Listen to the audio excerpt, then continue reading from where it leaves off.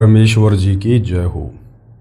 परमपिता परमात्मा सारी सृष्टि के रचनहार कुल मालिक, असंख्य ब्रह्मांडों के स्वामी, जगत गुरु, तीनों लोकों में प्रवेश करके सबका धारण पोषण करने वाले, राजाधीराज, आत्माधार, नाथों के नाथ, देवों के देव महादेव, सर्वेश्वर, महेश्वर, मृत्युंजय, अजरो अमर, आदि अनादि, सनातनी प्रभु, जगत पिता जगदीश्वर, श्री श्री 1008 की उपाधि के वास्तविक अधिकारी, अकाल मूर्त शब्द स्वरूपी राम वासुदेव, सर्वगतम ब्रह्म, परम पूज्य, प्रथम पूज्य, परम संत, परम पुरुष, परम धनी, परम दयालु, सत्य कबीर, हक्का कबीर, अल्लाहु कबीर, अल्लाहु अकबर, बाखबर, अल्लाह ताला, जगत के तारणहार, जगत के मुक्तिदाता, जगत के जगन्नाथ, हारे के सहारे, हिंदुओं के राम, मुसलमानों के अल्लाह, सिखों के वाहिगुरु, ईसाइयों के मसीह, दया के सागर दयानिधि, करुणा के सागर करुणानिधि,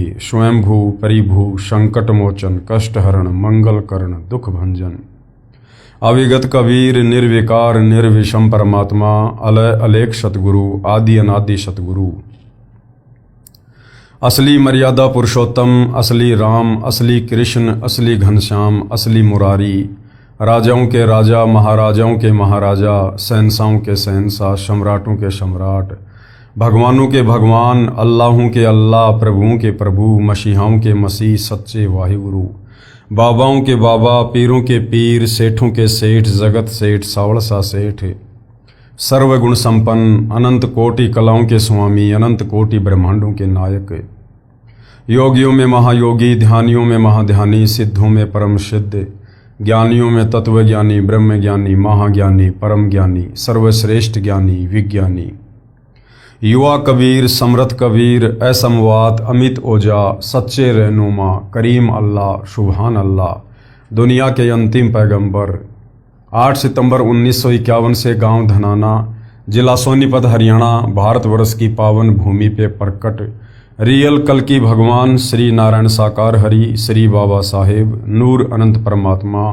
सच्चे दरवेश, सच्चे बाखबर, संत श्रोमणी सतगुरु रामपाल जी परमेश्वर जी के चरण कमल में आप और हम सभी भाई बहनों का अनंत कोटि दंडवत प्रणाम। सत्साई भाई और बहनों, बहुत बड़ी दया, बहुत बड़ी मेहर पूज्य गुरुदेव भगवान की, परमेश्वर रामपाल जी की, जिनके शुभ आशीर्वाद से, विशेष आशीर्वाद से, उन्हीं के सत्संगों के संग्रह के ऊपर बन चुकी पवित्र आध्यात्मिक पुस्तक कबीर बड़ा या कृष्ण के ऊपर वीडियो बनाने की श्रृंखला जारी है। इसी श्रृंखला में आज हमारा ये 18वें नंबर का वीडियो है। पूज्य गुरुदेव भगवान के आशीर्वाद से इस पवित्र पुस्तक कबीर बड़ा या कृष्ण के ऊपर जो वीडियो बन रहे हैं, उन वीडियो से विशेषकर हिंदू समाज से जुड़े श्रद्धालुओं को अध्यात्म के विषय में, भक्ति और भगवान के विषय में वो सब कुछ जानने को मिल रहा है जिसकी तलाश इस आत्मा को युगों युगों से थी। हमारे नादान धर्मगुरु तत्व ज्ञान के अभाव में, हमारे धर्मशास्त्रों में वर्णित सच्चाई को ना जानकर, ना पहचान कर समाज को भी सतभक्ति से रूबरू नहीं करवा पाए, जिसका खामियाजा हम युगों युगों से भुगत रहे हैं। वो शास्त्र विरुद्ध साधना को करने के चलते हमारे पूर्वज आज प्रेत योनि में हैं, भूत योनि में हैं, लक 84 में पशु और पक्षी के जीवन में कष्ट भोग रहे हैं। और उसी रास्ते पर हमें भी इन अज्ञानी धर्मगुरुओं के द्वारा निरंतर चलाया जा रहा था।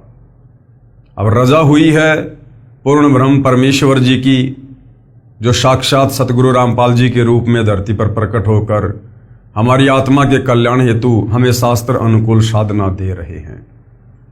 और इस शास्त्र अनुकूल साधना को गीता अध्याय 4 श्लोक नंबर 34 के अनुसार तत्वदर्शी संत से ग्रहण करने के पश्चात हमें वो आध्यात्मिक लाभ और सुख प्राप्त हो रहे हैं जिनकी हम कभी कल्पना भी नहीं कर सकते थे। तो भाई और बहनों, इस पवित्र पुस्तक को लिखने का या वर्तमान में इसके ऊपर वीडियो बनाने का एक ही मकसद है कि आप मानव शरीरधारी सभी भाई बहन, वो चाहे किसी भी धर्म या मजहब से संबंधित हैं, आप अतिशीघ्र सतगुरु रामपाल जी से उपदेश प्राप्त करके अपनी आत्मा के कल्याण के मार्ग पर चलें। अन्यथा ये मनुष्य जन्म जो बड़ा दुर्लभ है और बड़े सौभाग्य से 184 योनियां भोगने के बाद केवल एक बार मिलता है। मानव जन्म दुर्लभ है, ये मिले न बारंबार, जैसे पेड़ से पत्ता टूट जाए फिर वापस नहीं लगता डार। और मानुष जन्म पाए कै जो नहीं रटे हरि नाम, भाई जैसे कुआ जल बिना फिर बनवाया क्या काम। अगर इस मनुष्य जन्म को प्राप्त करके हमने शास्त्र अनुकूल शत भक्ति पूर्ण संत से उपदेश लेकर शुरू नहीं की तो ये हमारा मनुष्य जन्म व्यर्थ हो जाएगा, चाहे हम वर्तमान में राजा हैं या बहुत बड़े सेठ हैं, क्योंकि ये मनुष्य जन्म सिर्फ और सिर्फ मोक्ष प्राप्ति के लिए मिलता है। तो ये पवित्र पुस्तक आपको इसी तरफ लेकर जा रही है कि पहले आप अच्छे से अपने शास्त्रों में वर्णित ज्ञान से सत साधना से परिचित हो जाएं, उसके बाद निसंशय होकर सतगुरु रामपाल जी को अपना सतगुरु धारण करके और अपनी आत्मा के कल्याण के मार्ग में आगे बढ़े। तो भाइयों और बहनों, हमारा जो विषय चल रहा है वो है जनता की अदालत में सवाल जवाब।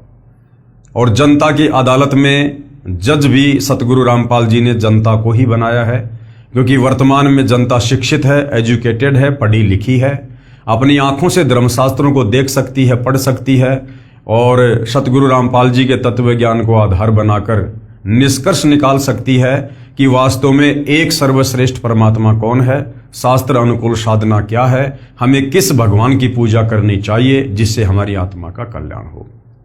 तो जनता की अदालत में मुकदमा चल रहा है कबीर बड़ा या कृष्ण। श्री कृष्ण जी को पूर्ण परमात्मा बताकर उनकी तरफ से जो पैरवी कर रहे हैं, यानी उनके जो वकील हैं, वो हैं सभी हिंदू धर्मगुरु, संत, शंकराचार्य, आचार्य सभी। और इधर कबीर जी की तरफ से उनके वकील हैं खुद कबीर जी यानी सतगुरु रामपाल जी। और सतगुरु रामपाल जी ने अभी तक आपने बहुत सारी वीडियो देख लिए हैं।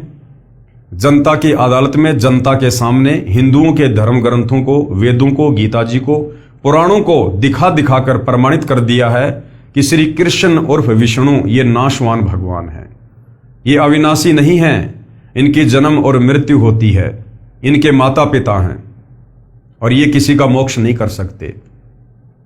और दूसरी तरफ कबीर जी के विषय में वेदों से और गीता जी से प्रमाणित कर दिया कि कबीर जी ही सुप्रीम गॉड हैं। गीता अध्याय 15 श्लोक 17 के अनुसार जो उत्तम पुरुष है, सर्वश्रेष्ठ परमात्मा है, जो तीनों लोकों में प्रवेश करके सबका धारण पोषण करता है, वो कबीर देव है। तो जनता धीरे धीरे अपनी आंखों से धर्मशास्त्रों में वर्णित सच्चाई को देखकर अध्यात्म के प्रति रुचि ले रही है और अध्यात्म में आगे और बहुत कुछ जानने के लिए कबीर जी के वकील सतगुरु रामपाल जी से सवाल कर रही है और सतगुरु रामपाल जी उनके प्रत्येक सवाल का उन्हीं के धर्मशास्त्रों को दिखा दिखा कर जवाब दे रहे हैं। तो वर्तमान में जो टॉपिक है वो है श्राद्ध को लेकर कि ये जो श्राद्ध निकलवाए जा रहे हैं इन नादान धर्मगुरुओं के द्वारा, पंडित और ब्राह्मणों के द्वारा, ये शास्त्र विधि को त्याग कर मनमाना आचरण है। श्राद्ध विधि ना हमारे वेदों में वर्णित है, ना पवित्र गीता जी में वर्णित है। और गीता अध्याय 16 श्लोक 23 के अनुसार ये मनमाना आचरण है। यदि हम श्राद्ध निकालेंगे तो हम भी मरने के बाद अपने पूर्वजों के पास उन्हीं प्रेत योनियों में जाएंगे, भूत योनियों में जाएंगे, क्योंकि श्राद्ध निकालना भूत पूजा में आता है। गीता अध्याय 9 श्लोक 25 मना कर रहा है कि भूत पूजोगे तो भूत बनोगे, प्रेत पूजोगे तो प्रेत बनोगे।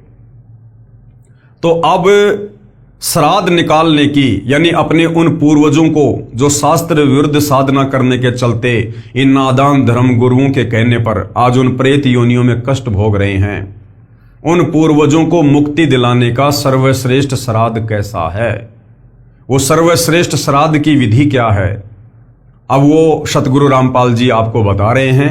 यदि आप उनकी शरण में आकर उस विधि से श्राद्ध निकालोगे यानी उनके बताए अनुसार भक्ति करोगे, 5 यज्ञ करोगे, तो आपकी 7 पीढ़ियों पहले के जितने भी पूर्वज हैं, वो चाहे प्रेत योनि में हैं, चाहे भूत योनि में हैं, चाहे पशु और पक्षी की योनि में हैं, चाहे नरक में कष्ट भोग रहे हैं, तुरंत उन्हें मनुष्य जन्म परमेश्वर प्रदान करेंगे और मनुष्य जन्म देकर उन्हें वर्तमान में अपनी शरण में लेंगे और उनका भी उद्धार करेंगे।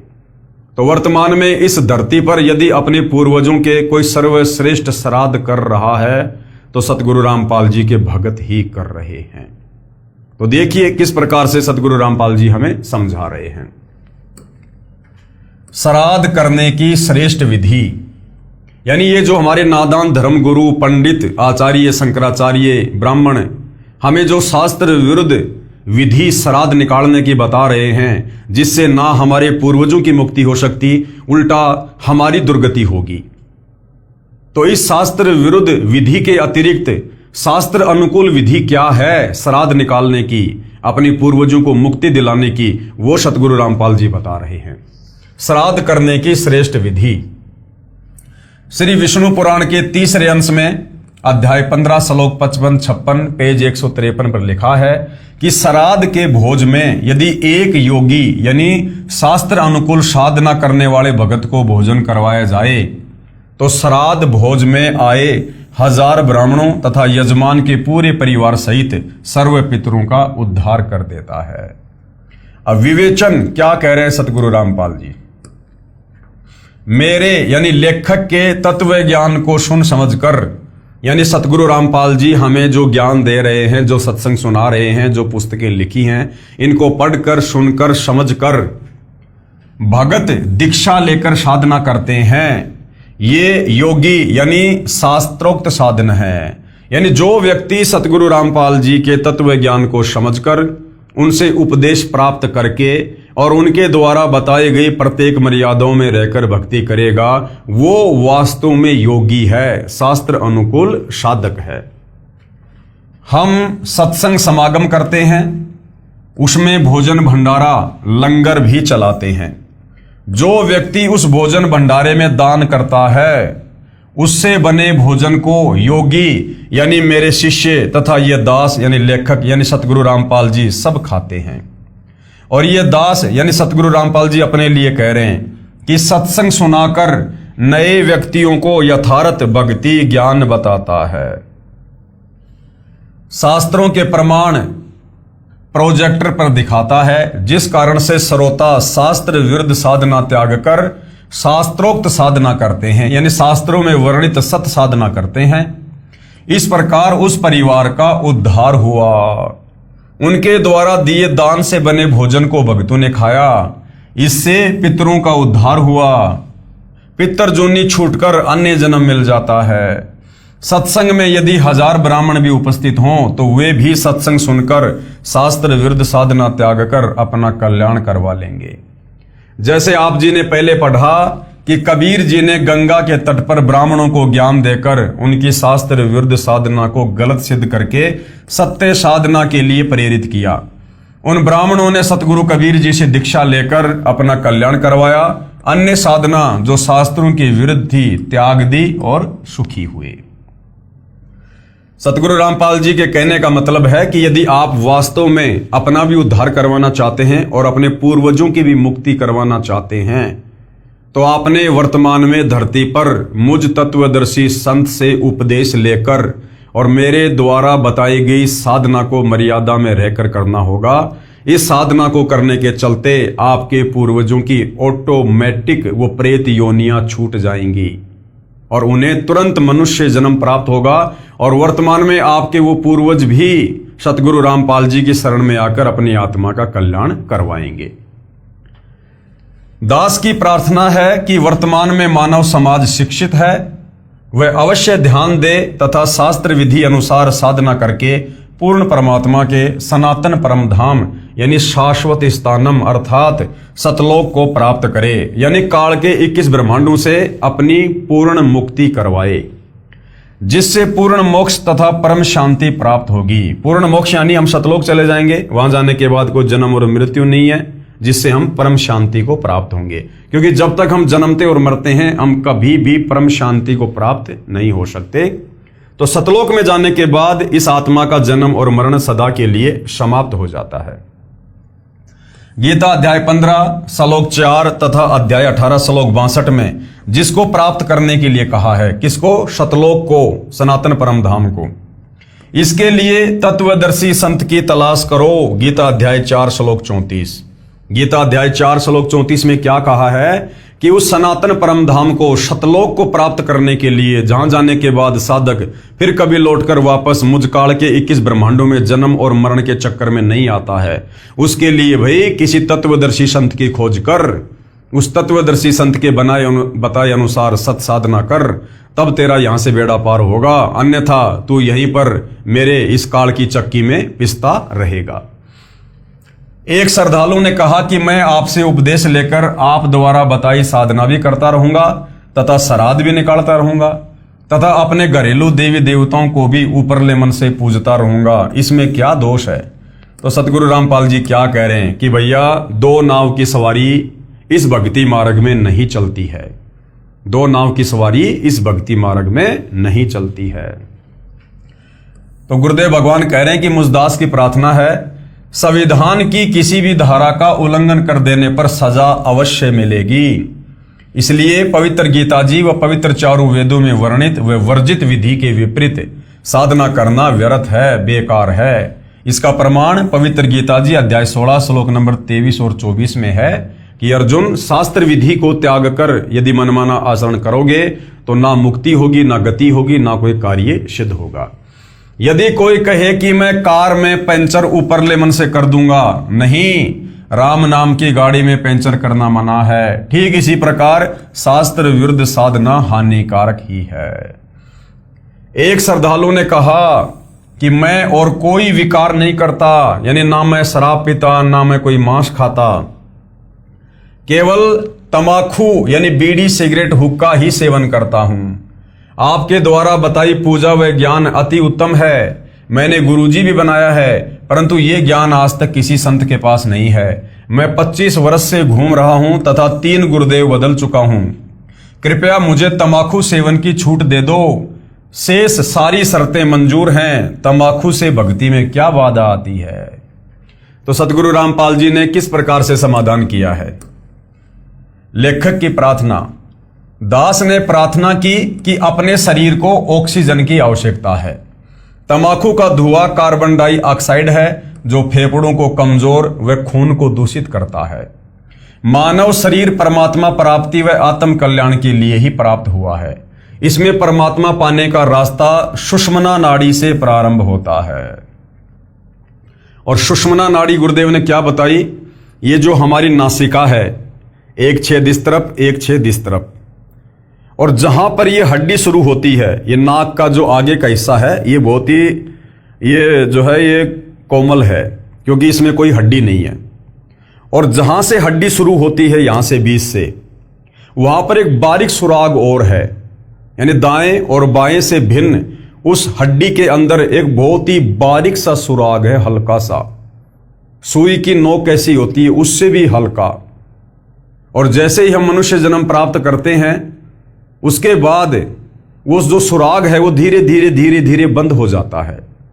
शास्त्र विरुद्ध साधना के चलते या शास्त्र अनुकूल साधना ना मिलने के चलते या बीड़ी पीने के चलते, तंबाकू पीने के चलते, मांस खाने के चलते, वो हमारा सुषुम्ना जो द्वार होता है वो धीरे धीरे पूरी तरह से बंद हो जाता है। और जब तक वो सुषुम्ना द्वार नहीं खुलेगा तब तक हम त्रिकुटी पर नहीं जा सकते, हम मोक्ष के अधिकारी नहीं है। क्योंकि अंत समय में तत्वदर्शी संत के भगत की आत्मा शरीर से उसी सुषुम्ना द्वार के द्वारा बाहर निकलेगी। और वो सुषुम्ना द्वार सबसे ज्यादा बाधित होता है, सबसे ज्यादा बंद होता है धुआं से, तंबाकू की धुआं से, सिगरेट की धुआं से। इस धुआं से वो सबसे ज्यादा बाधित होता है, बंद होता है। इसलिए संतों ने तंबाकू को भक्ति मार्ग में मोक्ष के लिए सबसे ज्यादा हानिकारक बताया है। तो गुरुदेव भगवान क्या कह रहे हैं? इसमें परमात्मा पाने का रास्ता सुषुम्ना नाड़ी से प्रारंभ होता है। जो नाक के दोनों छिद्र हैं उन्हें दाएं को ईड़ा तथा बाएं को पिंगुला कहते हैं। इन दोनों के बीच में सुषुम्ना नाड़ी है जिसमें एक छोटी सुई में धागा पिरोने वाली छिद्र के समान द्वार होता है जो तंबाकू के धुएं से बंद हो जाता है, जिससे परमात्मा प्राप्ति के मार्ग में अवरोध हो जाता है। यदि परमात्मा पाने का रास्ता ही बंद हो गया तो मानव शरीर व्यर्थ हो गया। इसलिए प्रभु भक्ति करने वाले साधक के लिए प्रत्येक नशीले व अखाटे यानी मांस आदि पदार्थों का सेवन निषेध है। फिर क्या कहा एक श्रद्धालु ने एक श्रद्धालु ने कहा कि मैं तमाकू प्रयोग नहीं करता, मांस व मदिरा सेवन जरूर करता हूं। इससे भक्ति में क्या बाधा है? ये तो खाने पीने के लिए बनाई गई है तथा पेड़ पौधों में भी तो जीव हैं, वह खाना भी तो मांस भक्षण तुल्य ही है। तो गुरुदेव भगवान ने क्या समझाया? मुझदास की प्रार्थना, यदि कोई हमारे माता पिता भाई बहन व बच्चों आदि को मारकर खाए तो कैसा लगेगा? आप कहोगे जी ये तो बहुत बेकार बात है। तो भैया, जैसा दर्द अपने को होवे ऐसा जान बिराने। वो जो आप बकरे खा रहे हो, मुर्गे खा रहे हो, झोटे खा रहे हो, अरे वो भी तो उसी परमपिता परमेश्वर के अंश हैं। उसी परमपिता परमेश्वर कबीर साहिब की आत्मा है जिसकी हम भक्ति करना चाह रहे हैं। और उसी परमेश्वर के बच्चों को यदि मार मार के खाएंगे और फिर यदि हम उनसे मोक्ष की उम्मीद करेंगे तो बिल्कुल भी नहीं मिलेगा। जैसा दर्द अपने को होवे वैसा जान बिराने, कहे कबीर वे जावे नरक में जो काटे शीस खुराने। जो पशुओं के शीस काट काट के, उनके खुरों को काट काट के खाते हैं, परमात्मा कहते हैं वो तो नरक में जाते हैं। नरक में भले तत्वदर्शी संत से उपदेश ले लो, और यदि ये बुराइयां नहीं छोड़ी जो नियम तत्वदर्शी संत बताता है, यदि एक भी नियम को आपने अच्छे से फॉलो नहीं किया, आप पूर्ण मोक्ष प्राप्त नहीं कर सकते। जो व्यक्ति पशुओं को मारते समय खुरों तथा शीस को बेरहमी से काटकर मांस खाते हैं, वे नरक के भागी होते हैं। भाई, चाहे आराम से खा लो, चाहे बेरहमी से मार के खा लो, मांस खाना, जीव हत्या करना इस भक्ति मार्ग में पूर्णतया निषेध है। जैसा दुख अपने बच्चों व संबंधियों की हत्या का होता है, ऐसा ही दूसरों को जानना चाहिए। रही बात पेड़ पौधों को खाने की, इनको खाने का भगवान का आदेश है तथा ये जड़ जूनी के हैं। यानी हम जो इंसान हैं, हम हैं चेतन योनि के प्राणी, और जो पेड़ पौधे हैं वो हैं जड़ जूनी के प्राणी। उनको काटने से दर्द नहीं होता है, उनको कोई पीड़ा नहीं होती है, क्योंकि वो जड़ जूनी के प्राणी हैं। और फिर परमपिता परमेश्वर जी ने 6 दिन में सृष्टि रच के यहाँ काल के लोक में आत्माओं को, पशु पक्षियों को और इंसानों को क्या क्या खाने के लिए आदेशित किया था, वो सारी बातें बाइबल में लिखी हुई हैं। कि जो इंसान हैं वो फल फ्रूट वगैरह, गेहूं, जौ, बाजरा, ज्वार, मक्का, परमेश्वर ने ये सब खाने के लिए दिया है। और जो ये पशु हैं, इनको परमेश्वर ने घास फूस वगैरह, जो भी इनके लिए परमात्मा ने चारा बनाया है, ये सब खाने के उनको आदेश दिए हैं। मांस खाने का आदेश कबीर परमेश्वर जी ने इस 21 ब्रह्मांड में किसी को भी नहीं दिया। जानवरों को भी मांस खाने का आदेश परमेश्वर का नहीं है। और गुरुदेव भगवान ने बताया कि सतयुग की शुरुआत में लगभग 1 लाख वर्ष तक शुरुआत में शेर भी मांस नहीं खाता था। कुछ ऐसे पेड़ होते थे जिनको शेर अपना जो है पंजा मारता था, और एक बहुत ही अच्छा जो पदार्थ है वो उस पेड़ से निकलता था, उसको शेर खाया करता था। आगे चलकर धीरे धीरे व्यवस्था बदलती चली गई और शेरों का फिर मुख्य भोजन अन्य जानवरों को मारकर खाना ही रह गया। यानी कबीर परमेश्वर जी ने किसी भी जीव को मांस खाने का आदेश नहीं दिया है। रही बात पेड़ पौधों को खाने की, इनको खाने का प्रभु का आदेश है तथा ये जड़ जूनी के हैं। अन्य जो चेतन प्राणियों का वध प्रभु आदेश विरुद्ध है, इसलिए वो अपराध है, वो पाप है। मदिरा सेवन यानी शराब का सेवन भी परमात्मा का आदेश नहीं है, परंतु स्पष्ट मना है तथा मानव जीवन को बर्बाद करने का है। शराब पान किया हुआ व्यक्ति कुछ भी गलती कर सकता है, क्योंकि वो राक्षस की कैटेगरी में होता है।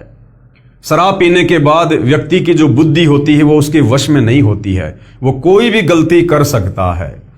मदिरा पान धन तन व पारिवारिक शांति तथा समाज सभ्यता की महाशत्रु है। प्यारे बच्चों के भावी चरित्र पर कुप्रभाव पड़ता है। मदिरा पान करने वाला व्यक्ति कितना ही नेक हो, परंतु उसकी न तो इज्जत रहती है तथा न ही विश्वास। एक समय ये दास एक गांव में सत्संग करने गया हुआ था। उस दिन नशा निषेध पर सत्संग किया। सत्संग के उपरांत एक 11 वर्षीय कन्या फूट फूट कर रोने लगी। पूछने पर उस बेटी ने बताया कि महाराज जी, मेरे पिताजी पालम हवाई अड्डे पर बढ़िया नौकरी करते हैं, परंतु सारे पैसे की शराब पी जाते हैं। मेरी मम्मी के मना करने पर इतना पीटते हैं कि शरीर पर नीले दाग बन जाते हैं। एक दिन मेरे पापा जी मेरी मम्मी को पीटने लगे। मैं अपनी मम्मी के ऊपर गिरकर बचाव करने लगी तो मुझे भी पीटा। मेरा होठ सूज गया। 10 दिन में ठीक हुआ। मेरी मम्मी जी हमें छोड़कर मेरे मामा जी के घर चली गई। 6 महीने में मेरी दादी जी जाकर लाई। तब तक हम अपनी दादी जी के पास रहे। पापा जी ने दवाई भी नहीं दिलाई। सुबह जल्दी ही उठकर नौकरी पर चला गया। शाम को शराब पीकर आता। हम 3 बहनें हैं, 2 मेरे से छोटी हैं। अब जब पापा जी शाम को आते हैं तो हम तीनों बहनें चारपाई के नीचे छुप जाती हैं, इस डर के मारे कि अब हो सकता है पापा जी हमें पीटेंगे। विचार करो पुण्यात्माओं, क्या कह रहे गुरुदेव भगवान। जिन बच्चों को पिताजी ने सीने से लगाना चाहिए था तथा बच्चे पिताजी के घर आने की राह देखते हैं कि पापा जी घर आएंगे, फल लाएंगे, आज इस मानव समाज की दुश्मन शराब ने क्या कर घाल दिए। इस शराब ने क्या घर गाल दिए, यानी कितना सत्यानाश कर दिया समाज का। परिवार के परिवार उजाड़ दिए, बच्चों का भविष्य नरक बना दिया। शराबी व्यक्ति अपने तो हानि करता है, साथ में बहुत व्यक्तियों की आत्मा दुखाने का भी पाप सिर पर रखता है। जैसे पत्नी के दुख में उसके माता पिता बहन भाई दुखी, फिर स्वयं के माता पिता भाई बहन दादा दादी आदि परेशान। एक शराबी व्यक्ति आसपास के अच्छे व्यक्तियों की अशांति का कारण बनता है, क्योंकि घर में झगड़ा करता है। पत्नी व बच्चों की चिल्लाहट सुनकर पड़ोसी बीच बचाव करें तो शराबी गले पड़ जाए, नहीं करें तो नेक व्यक्तियों को नींद नहीं आती। इस दास से उपदेश लेने के उपरांत प्रतिदिन शराब पीने वाले लगभग 1 लाख व्यक्तियों ने सभी नशीले पदार्थ व मांस भक्षण पूर्ण रूप से त्याग दिया है। तथा जिस समय शाम को शराब भूतनी का नृत्य होता था, अब वे पुण्यात्माएं अपने बच्चों सहित बैठकर संध्या आरती करते हैं। हरियाणा प्रदेश व निकटवर्ती प्रांतों में लगभग 10,000 गांवों व शहरों में आज भी प्रत्येक में 4-5 चैंपियन यानी 1 नंबर के शराबी इस बात का उदाहरण है, जो सारे विकारों से रहित होकर अपना मानव जीवन सफल कर रहे हैं। कुछ कहते हैं कि हम इतनी नहीं पीते खाते, बस कभी कभी ले लेते हैं। जहर तो थोड़ा ही बुरा जो भक्ति व मुक्ति में बाधक है। मान लीजिए 2 किलोग्राम घी का हलवा बनाया, यानी आपने शतभक्ति की। फिर 250 ग्राम बाड़ू रेत यानी तमाकू मांस मदिरा सेवन व आन उपासना कर ली, वो भी डाल दिया। वो तो किया कराया व्यर्थ हुआ। इसलिए पूर्ण परमात्मा यानी परम अक्षर ब्रह्म की पूजा पूर्ण संत से प्राप्त करके आजीवन मर्यादा में रहकर करते रहने से ही पूर्ण मोक्ष और पूर्ण लाभ होगा। उपरोक्त प्रमाणों को पढ़कर बुद्धिजीवी समाज विचार करे और अंधश्रद्धा भक्ति त्याग कर सत्य साधना करके जीवन को धन्य बनाए। दास यानी लेखक के परमार्थी प्रयत्न को आलोचना ना समझें। मेरा उद्देश्य आप जी को शास्त्र अनुकूल भक्ति साधना बताकर आपके ऊपर भविष्य में आने वाले पर्वत जैसे कष्ट यानी 84 लाख प्रकार के प्राणियों के शरीरों में कष्ट उठाने तथा नरक जाने से बचाना है। मेरे अनुयायी इस तत्व ज्ञान से परिचित हैं, वे भी आप तक मेरे द्वारा लिखी पुस्तक पहुंचाकर आपके भविष्य को सुखी बनाने के मकसद से वितरित करते हैं।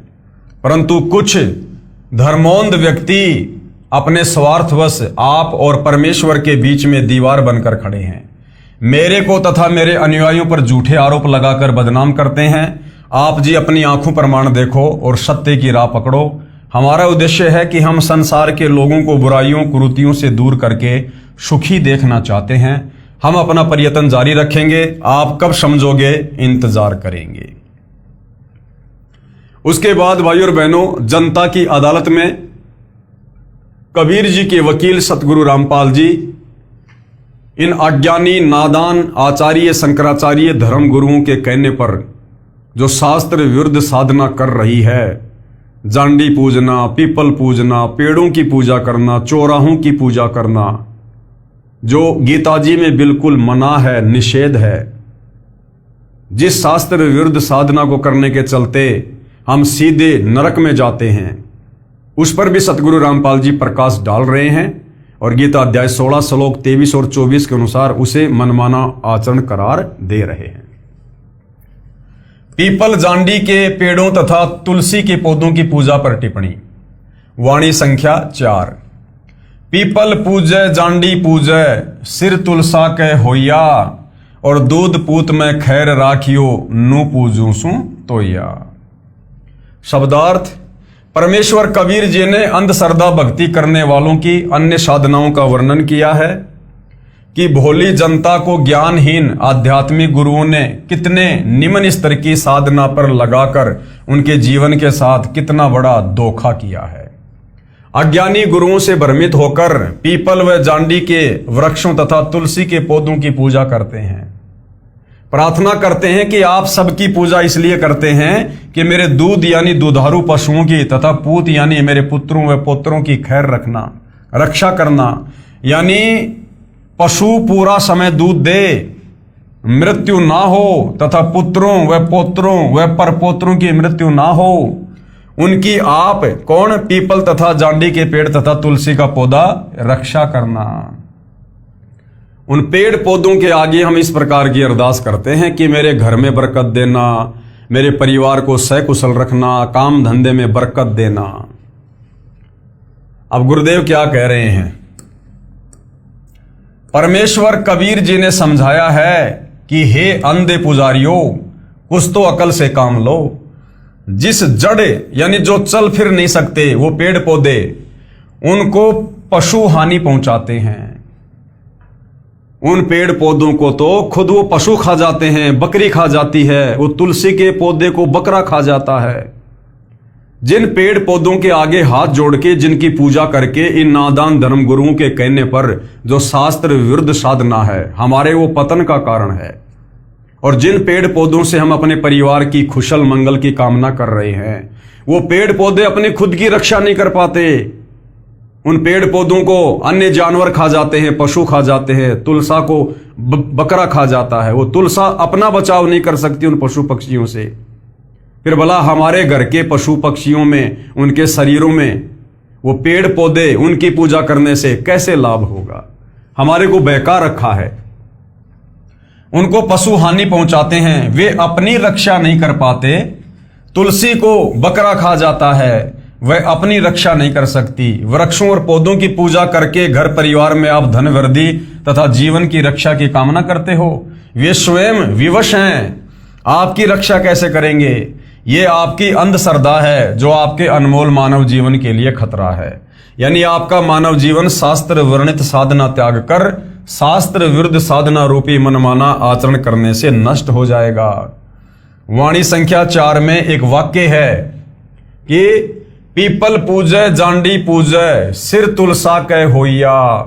सिर होना का तात्पर्य है कि जो कुछ नहीं कर सकता, अज्ञानता के कारण उसी व्यक्ति से अपने कार्यवश बार बार निवेदन करना। वह व्यक्ति उस भोले मानव से कहता है कि मेरे सिर क्यों हो रहा है, मैं आपका ये कार्य नहीं कर सकता।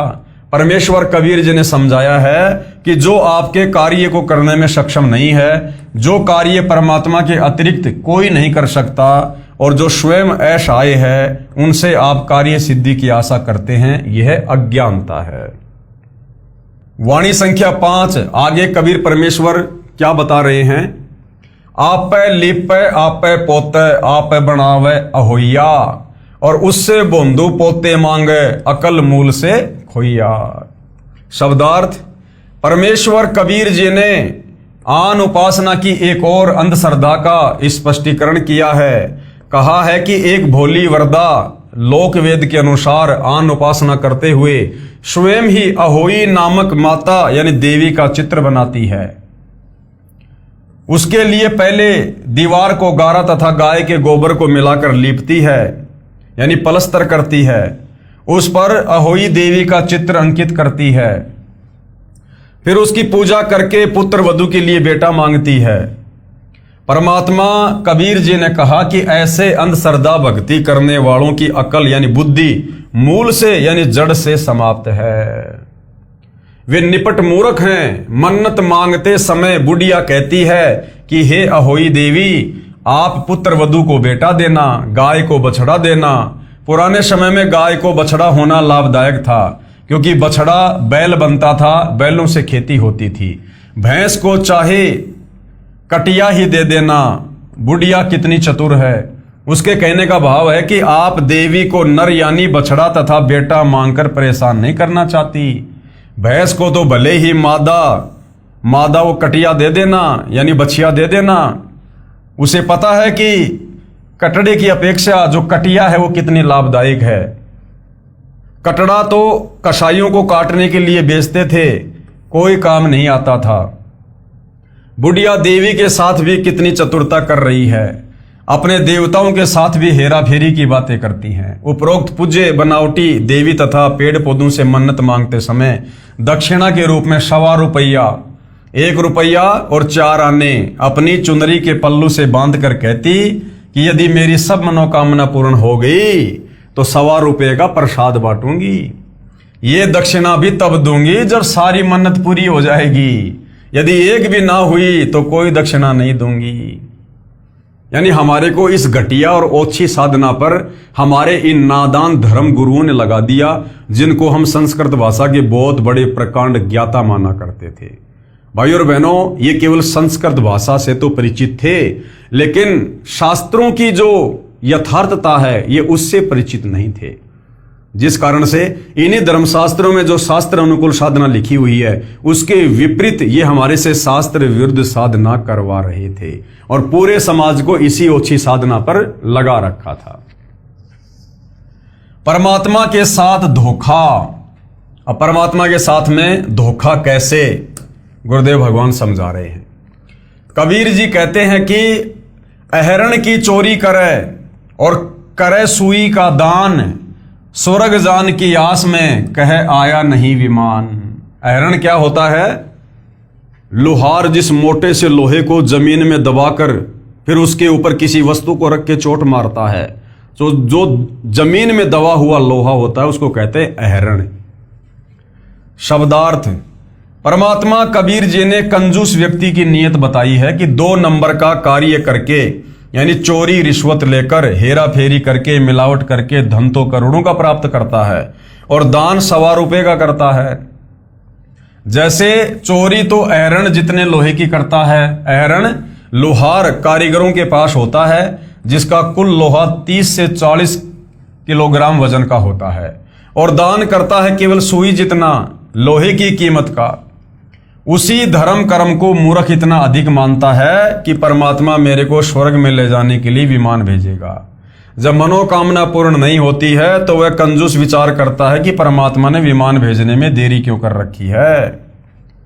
परमेश्वर कबीर जी ने ऐसे धर्म के कार्यों पर कहा है कि कबीर जिन हरि जैसा सुमरिया ताको तैसा लाभ, और ओषा प्यास न भागी जब तक दसे नहीं आब। क्या अर्थ किया है गुरुदेव भगवान ने? शब्दार्थ। परमेश्वर कबीर जी ने स्पष्ट किया है कि जो साधक जैसी भक्ति तथा दान धर्म करता है उसी के अनुसार लाभ देता है। पूर्ण लाभ के लिए धर्म कर्म भी पूर्ण करने से पर्याप्त लाभ मिलता है। जैसे घास पर गिरी ओस के पानी को चाटने से प्यास नहीं बुझती, प्यास बुझाने के लिए गिलास भरकर पानी पीना पड़ता है। इसी प्रकार परमात्मा से पूर्ण लाभ लेने के लिए दान धर्म भी पर्याप्त मात्रा में करना चाहिए।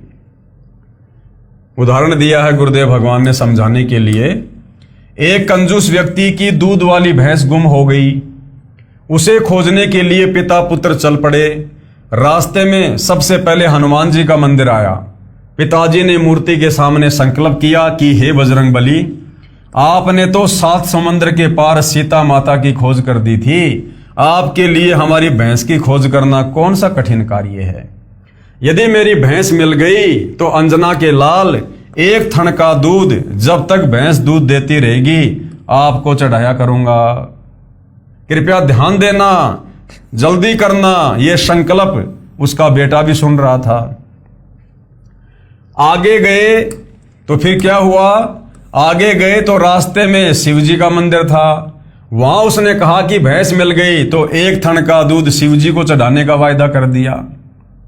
आगे गए तो रास्ते में श्री कृष्ण जी का मंदिर था, 1 थन का दूध उसके लिए बोल दिया।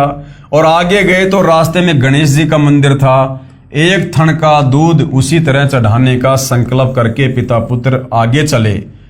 तो उसके बेटे ने पिताजी से कहा कि पिताजी, जब तक भैंस दूध देवेगी तब तक 4 थनों यानी इस तनों का दूध यानी भैंस का सारा दूध तो देवता पिएंगे, फिर हम भैंस की खोज किस लिए करें, चलो वापस अपने घर ही चलते हैं। तो पिताजी क्या बोला, हेरा फेरी मास्टर, यानी वो कंजूस पिता बोला, बेटा एक बार भैंस मिलने दे, इन देवताओं का जी जानेगा जैसा इनको दूध पिलाऊंगा। कि बेटा एक बार भैंस तो मिल जाए, वो तो बाद में देखूंगा देव देवता ने दूध पिलाना कि नहीं पिलाना। बेटा बोला पिताजी मैं समझा नहीं। तो पिताजी बोला भैंस मिलने के बाद 2 गिलास दूध और उसमें 2 गिलास पानी मिलाकर एक दिन एक एक गिलास चारों देवताओं को चढ़ाकर कह दूंगा, देवता जी आपका धन्यवाद, आपने भैंस मिला दी, परंतु मैं भी बाल बच्चेदार हूं, मेरे से आपकी पूजा में इतना ही दूध चढ़ाया जाएगा, यानी मेरी आर्थिक स्थिति इतना ही दूध चढ़ाने की है, आगे नहीं चढ़ा पाऊंगा, माफ करना, आप सबको दूध पिलाने वाले हो, आपको दूध की क्या आवश्यकता है, भैंस मिल गई, यही पूजा की गई। परमेश्वर कबीर जी बताना चाहते हैं कि तत्व ज्ञान ना होने के कारण भगत की नीयत साफ नहीं हो सकती, जिस कारण से वह सांसारिक क्षेत्र में तो हेरा फेरी करता ही है, परमात्मा को भी नहीं छोड़ता। ये अंध भक्ति है जो शास्त्र के विरुद्ध है, जिसमें कोई लाभ होने वाला नहीं है, जिससे जीव की मानसिकता का विकास नहीं हो सकता। अब आगे पूज्य गुरुदेव भगवान शास्त्र विरुद्ध साधना के तहत जो हमारी माता बहनों से ये हमारे नादान तत्व ज्ञानहीन धर्म गुरु सत्यनारायण की कथा करवाया करते थे, 16 शुक्रवार करवाया करते थे, तरह तरह के व्रत करवाया करते थे, तो इन शास्त्र विरुद्ध साधनाओं को करने से भी साधक को किसी प्रकार का कोई लाभ संभव नहीं है। 16 शुक्रवार के व्रत करना, वाणी संख्या 6, पति शराबी घर पर नित ही करत बहुत लड़ैया, और उसकी पत्नी 16 शुक्र व्रत करत है, देही नित तुड़ैया। परमेश्वर कबीर जी ने तत्व ज्ञानहीन उपासकों की अंधश्रद्धा भक्ति पर प्रकाश डाला है, कहा है कि बिना विवेक किए जो साधना करते हैं वो व्यर्थ है। और उदाहरण देकर समझा रहे हैं गुरुदेव। उदाहरण, एक लड़की का पति शराब पीता था, अन्य नशा भी करता था, कोई काम धंधा नहीं करता था, जमीन को वह लड़की ही संभालती थी। शराब पीने से मना करने पर वह शराबी अपनी पत्नी को मारता और पीटता था। घर नरक बना हुआ था। उस लड़की के माता पिता भाई भाभी सबने मुजदास यानी सतगुरु रामपाल जी से दीक्षा ले रखी थी, ज्ञान भी ठीक से समझा था। वे अपनी लड़की की दुर्दशा से चिंतित थे। एक दिन वे अपनी लड़की को समझाकर दीक्षा दिलाने आश्रम में मेरे पास लाए। लड़की को बताया गया कि कोई आन उपासना यानी मूर्ति पूजा, व्रत रखना आदि नहीं करनी है। लड़की ने कहा कि मैंने 16 शुक्रवार के व्रत करने की प्रतिज्ञा कर रखी है कि घर में शांति हो जाए, अभी तो मैंने आधे किए हैं, ये पूरे करके फिर नाम दीक्षा लूंगी। उस बेटी को अच्छी तरह समझाया, तब उस शास्त्र विरुद्ध साधना को त्यागने को तैयार हुई और दीक्षा लेकर सुखी हुई। पति ने भी शराब त्याग दी, पूरा परिवार दीक्षा लेकर शास्त्र विधि अनुसार साधना कर रहा है। विचार, अंधश्रद्धा भक्ति करने वालों को इतना भी विवेक नहीं कि जो साधना कर रहे हो इससे लाभ है या नहीं। उस बेटी से पूछा कि 16 शुक्रवार के व्रतों से ज्ञानहीन गुरुओं ने क्या लाभ बताया। उस लड़की ने बताया कि एक स्त्री का पति रोजगार के लिए दूर देश में चला गया, वहां वर्षों तक नहीं आया। उस स्त्री को चिंता सताने लगी। एक दिन उसको देवी संतोषी माता दिखाई दी और बोली कि मेरे 16 शुक्रवार के व्रत लगातार कर दे, तेरा पति घर आ जाएगा। और ऐसा ही हो गया। अब विचार करो, गुरुदेव ने कहा कि विचार करो बेटी, आपका पति तो तेरे पास ही रहता है, प्रतिदिन लड़ाई झगड़ा करता है, आपकी देही तोड़ता है यानी मारपीट करता है। आप भी इस व्रत को किस लिए कर रही हो? आपने तो ऐसा व्रत करना चाहिए था कि वह कई दिन तक घर में ना आए और मार भी ना खानी पड़े। आप तो अपनी आफत लाने का व्रत कर रही हो। कि चलो उस औरत ने तो इसलिए 16 शुक्रवार के व्रत किए कि उसका पति बाहर विदेश चला गया था और किसी कारण से वापस नहीं आ पा रहा था, तो वो तो अपने विदेश गए हुए पति को वापस स्वदेश लाने के लिए व्रत कर रही थी। और नादान तेरा पति तो तेरे घर पे रहता, तेरे पास में रहता, और रोजाना शाम को दारू पी के आता है, तेरे साथ मार पिटाई करता है, तेरी देह तोड़ता है। तो तूने तो नादान कोई ऐसा व्रत करना चाहिए जिससे तेरा पति घर में ना आए और तेरी पिटाई बच जाए। तो भाइयों और बहनों, कहने का मतलब है इन नादान धर्म गुरुओं के कहने पर और अपने पवित्र धर्म शास्त्रों में वर्णित सत्य ज्ञान से अपरिचित होने के कारण हमें यह भी नहीं पता कि कौन सी साधना हमारे आत्म कल्याण के लिए है और कौन सी साधना हमारे जो है वो पतन के लिए है। व्रत रखना गीता अध्याय 6 श्लोक नंबर 16 में मना किया है। कहा है कि जो बिल्कुल अन्न नहीं खाते, अब बिल्कुल अन्न नहीं खाना इसका मतलब व्रत करना, यानी व्रत करते हैं उनका योग यानी भक्ति कर्म कभी सफल नहीं होता। यानी व्रत करने वालों की भक्ति कभी भी सफल नहीं होती है। उसने बताया कि मेरी सहेली एक गुरु के पास जाती है, उसने मुझे बताया था, मैं भी व्रत करने लगी, मुझे तो आज पता चला कि मैं तो व्यर्थ भक्ति कर रही हूं। सूक्ष्म वेद यानी 5वें वेद में कबीर परमेश्वर जी ने कहा है, गुरुआ गाम बिगाड़े संतों गुरुआ गाम बिगाड़े, ऐसे कर्म जीव के ला दिए बहुर जड़े नहीं झाड़े। इन नादान धर्म गुरुओं ने पूरे समाज को शास्त्र विरुद्ध साधना पर लगवाकर इन सबको उल्टा पाठ पढ़ा दिया है, जो अब इतना प्रयास करने के बाद 100 प्रमाण दिखाने के बाद भी सत साधना को स्वीकार करने में हिचक रहे हैं। शब्दार्थ, परमेश्वर कबीर जी ने समझाया है कि तत्व ज्ञानहीन गुरुओं ने गांव के गांव को शास्त्र विरुद्ध साधना पर लगाकर उनका जीवन नाश कर रखा है। भोली जनता को शास्त्र विरुद्ध साधना पर इतना दृढ़ कर दिया है कि वे शास्त्रों में प्रमाण देखकर भी उस व्यर्थ पूजा को त्यागना नहीं चाहते। आगे वाणी संख्या नंबर 7 का गुरुदेव भगवान ने क्या सरलार्थ किया है, तज पाखंड सतनाम लोलावे सोई भवसागर से तरिया, कहे कबीर मिले गुरु पूरा शो परिवार उधरिया। परमात्मा कबीर जी ने स्पष्ट किया है कि उपरोक्त तथा अन्य शास्त्र विरुद्ध पाखंड पूजा को त्याग कर पूर्ण सतगुरु से सच्चे नाम का जाप प्राप्त करके श्रद्धा से भक्ति करके भगत जन पार हो जाते हैं। उनके परिवार के सभी सदस्य भी भक्ति करके कल्याण को प्राप्त हो जाते हैं। और भाई वर्तमान में धरती पर वो पूर्ण संत, वो तत्वदर्शी संत केवल सतगुरु रामपाल जी हैं। और एक समय में धरती पर केवल एक ही तत्वदर्शी संत होता है, गीता अध्याय 4 श्लोक नंबर 34 वाला। और उसी तत्वदर्शी संत के मार्गदर्शन में उनसे उपदेश लेकर आजीवन मर्यादा में रहकर भक्ति करने से इस आत्मा का कल्याण संभव है। अन्य पाखंड पूजा से, शास्त्र विरुद्ध साधना से हम केवल प्रेत योनि में, भूत योनि में, नरक में और लक 84 में और जन्म मरण में ही पड़े रहेंगे। अब पवित्र गीता जी में व्रत करने के विषय में क्या लिखा हुआ है।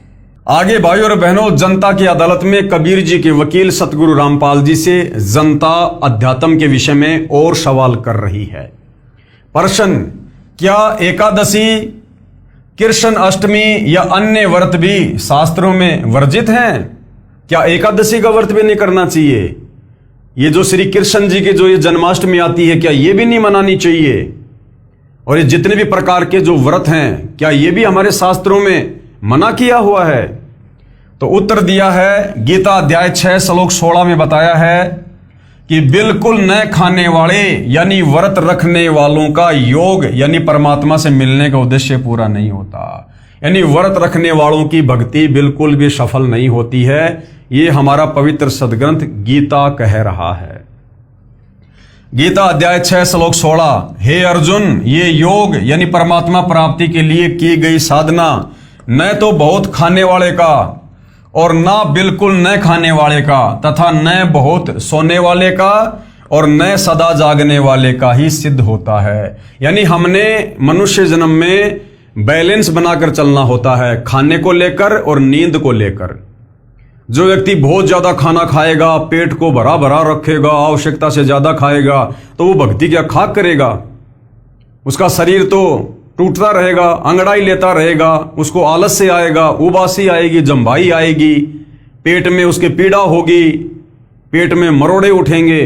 तो वो व्यक्ति यानी बहुत ज्यादा भोजन खाने वाला भी कभी भक्ति सफल नहीं कर सकता। और बिल्कुल ना खाने वाला भी यानी व्रत रखने वाला, अब पेट में तो चूहे कूद रहे हैं, भक्ति करने बैठ गए, बार बार वो भूख याद आ रही है, तो फिर वो व्यक्ति भी भक्ति नहीं कर पाएगा। तो क्या करना होगा? संयम से भोजन करना होगा, ना ज्यादा खाना और ना बिल्कुल कम खाना। हमने मीडियम स्तर पर हमने भोजन करना है, जिससे हमारा शरीर भी स्वस्थ रहे, हम काम धंधा भी कर सकें और अपनी भक्ति भी कर सकें।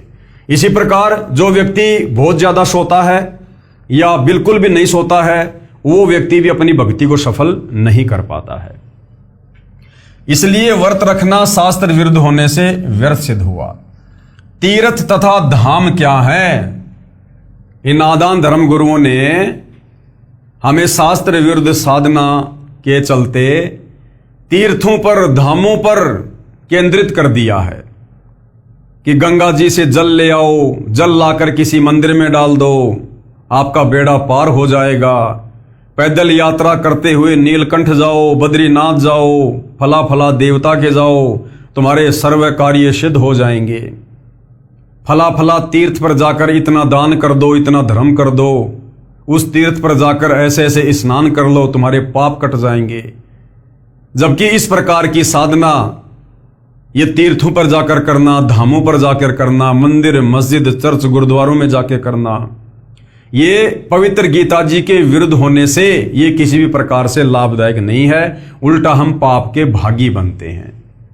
तो तीर्थ तथा धाम क्या है, इस विषय में भाइयों और बहनों हम अगले वीडियो में चर्चा करेंगे, क्योंकि जनता की अदालत में अब जनता धीरे धीरे अपने सर्व पवित्र हिंदू धर्म ग्रंथों को, विशेषकर चारों वेद, गीता जी और 18 पुराणों से जो ज्ञान सतगुरु रामपाल जी बता रहे हैं, जो प्रमाण जनता की अदालत में दिखा रहे हैं, उनको देखकर अब जनता धीरे धीरे अध्यात्म में रुचि ले रही है और सत साधना पर लगने से पूर्व अपनी समस्त प्रकार की शंकाओं का समाधान करवा रही है।